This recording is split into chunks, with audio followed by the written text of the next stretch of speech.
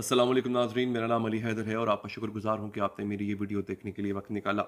America ने एक ऐसा कानून पास कर दिया है कि उसके मुताबिक अब बाइबल यानी इंजील, मुक़द्दस इंजील भी जुर्म बन गया है। एक ईसाई मुल्क ने एक ऐसा कानून पास कर दिया है जहाँ पे आप इंजील नहीं पढ़ सकते, आप बाइबल नहीं पढ़ सकते। आप इमेजिन करें, और ये सब कुछ किया गया है इसराइल की मोहब्बत में, यहूदियों की मोहब्बत में। एक ईसाई मुल्क ने अपनी मुक़द्दस किताब को जुर्म करार दे दिया है।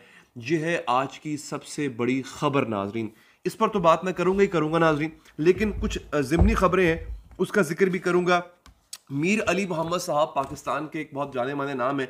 उन्होंने एक ट्वीट शेयर किया, एक खबर को लेकर के उन्होंने एक ट्वीट शेयर किया, उसका जिक्र भी करूंगा मैं आपको कि सऊदी अरब में भी अगर बैठ के सऊदी अरब के अंदर आपने इजराइल पर ऑनलाइन अगर तनकीद की तो यह भी जुर्म है।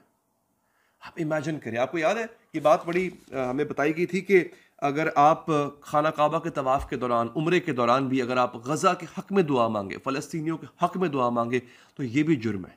और अब नई खबर ये आ रही है कि अगर आप ऑनलाइन तनकीद कर रहे हैं इसराइली मजालिम पर, इसराइल पर, यहूदियों पर, सहूनियों पर, तो ये भी जुर्म करार दिया जाएगा। इसकी तफसीलात भी मैंने आपको बतानी है। आज की वीडियो बड़ी अहम होने जा रही है, आपने एंड तक देखनी है, आपने मिस कुछ नहीं करना नाज़रीन। इसका चाइना ने एक बहुत बड़ा ऐलान कर दिया। चाइना कहता है कि मैं गजा को दोबारा आबाद करूंगा। अब ये खबर छोटी नहीं है। चाइना ने इससे पहले हमास और फतह के जो अकाबरीन हैं, जो उनके लीडरान हैं, उनको दावत दी कि वो चाइना आए। वो चाइना आए, वहाँ पे इनकी अथॉरिटी से मुलाकातें हुई। ये बहुत बड़ी बात है। चाइना पहली दफ़ा किसी मिलिट्री कॉन्फ्लिक्ट के अंदर डायरेक्टली इन्वॉल्व होने जा रहा है। अब जनाब चाइना ने कहा है कि गजा की हम तामीर नौ हम करेंगे, गजा को दोबारा से करेंगे। ये बहुत बड़ा हो गया दोस्तों। दूसरा, कोलंबिया का जो सदर है उसने भी ऐलान कर दिया है कि वो इसराइल के साथ अपने ताल्लुकात को ख़त्म करेगा, मुनक़ता करेगा। और जनाब जो एहतजाज अमेरिका में जारी था कॉलेजेस और यूनिवर्सिटीज़ में, अब वो स्कूलों तक पहुंच गया है। यानी इस वक्त पूरा अमेरिका एहतजाज की लपेट में है। और ऐसी सूरत हाल में अमेरिका में ही एक ऐसा कानून पास कर दिया गया है जिसके मुताबिक बाइबल तक को जुर्म करार दे दिया गया। आप सोचिए कि अपने पांव पे कुल्हाड़ी मारना या अपनी मौत आप मरने वाला काम अमेरिका ने शुरू कर दिया हुआ नाजरीन। इसकी तफसीलात भी मेरे पास हैं। आखिर में यह होगा कि इस वक्त ब्रिक्स ममालिक की जो ट्रेड है वो 260 अरब डॉलर पर पहुंच गई है बगैर डॉलर का इस्तेमाल किए। जिन लोगों को नहीं पता ब्रिक्स क्या है, ब्रिक्स ममालिक क्या है, उनको मैं बता देता हूं नाज़रीन। ब्रिक्स एक ऐसी ऑर्गेनाइजेशन है जिसमें रूस शामिल है, इसमें इंडिया शामिल है, चाइना शामिल है, ब्राज़ील शामिल है, साउथ अफ्रीका शामिल है, और भी कुछ ममालिक इसका हिस्सा बनते जा रहे हैं। इन ममालिक ने यह तहैया किया है कि हम आपसी तिजारत जितनी भी हो रही है उस पर डॉलर का इस्तेमाल नहीं करेंगे।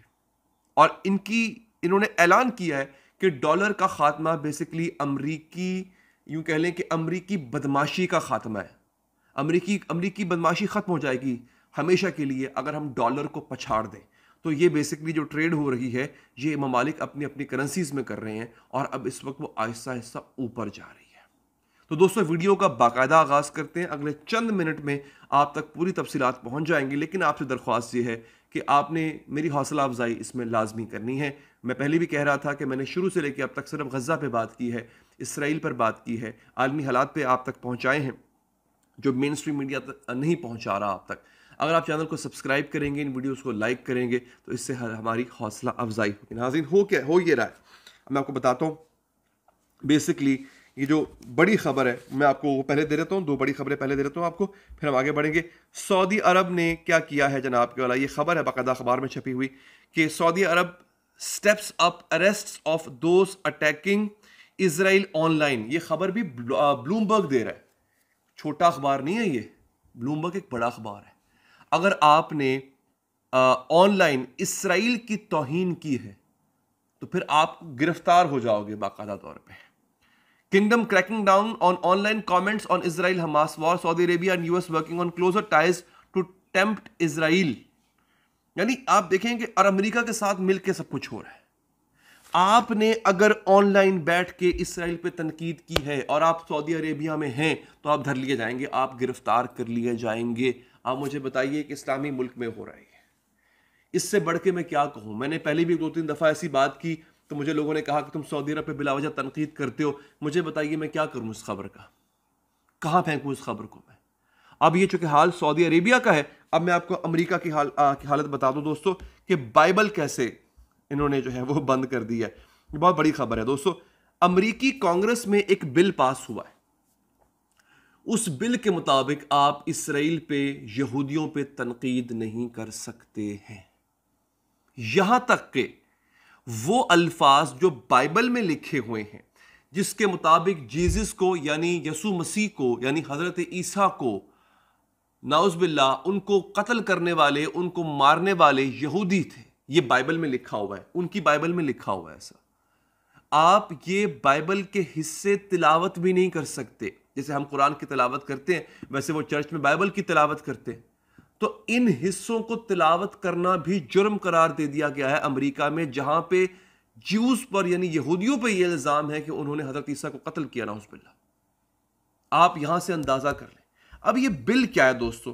ये बिल एक ऐसे वक्त में आया है जब अमेरिका के अंदर इसराइली उनके खिलाफ, यहूदियों के खिलाफ, उनके स्कूल, कॉलेजेस, टीचर्स, पेरेंट्स सब एहतजाज कर रहे हैं। ये बिल कहता क्या है?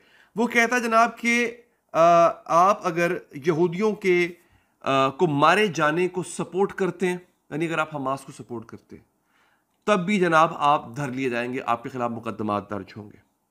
अच्छा, आप अगर making मेंडेशियस, डिह्यूमनाइजिंग, demonizing and stereotypical allegations about Jews as such, or the power of Jews as collective, such as specially but non-exclusively।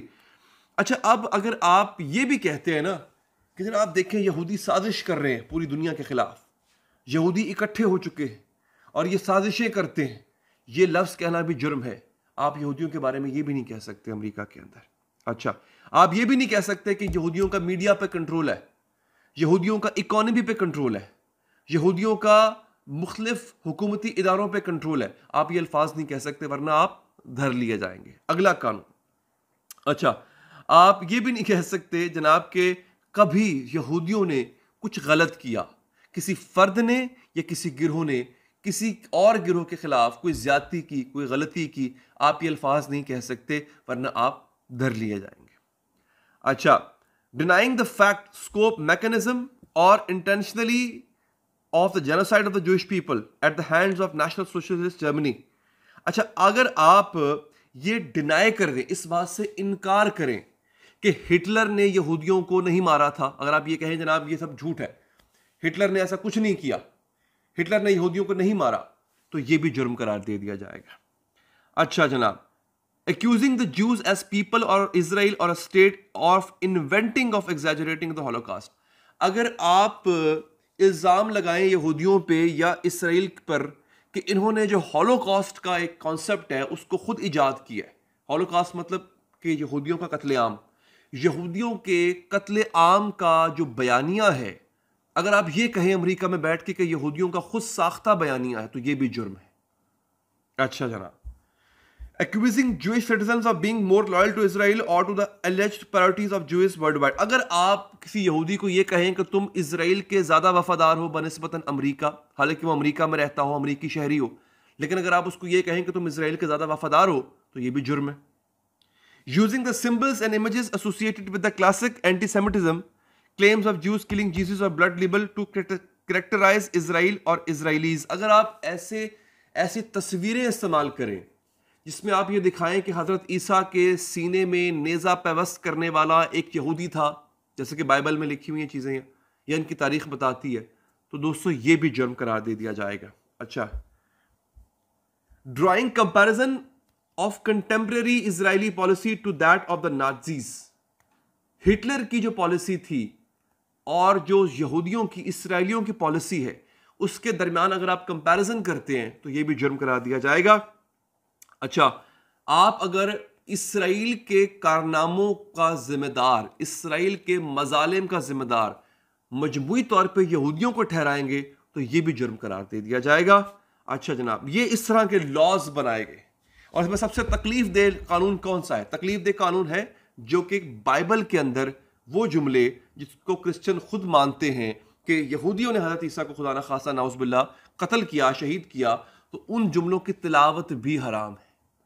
अब अगर किसी को शक है कि अमेरिका पे असल कंट्रोल यहूदियों का है, तो वो शक अपने दिमाग से निकाल दे। अब तक के लिए इतना ही नाजरीन, मुझे दीजिए इजाज़त। अल्लाह निगहबान।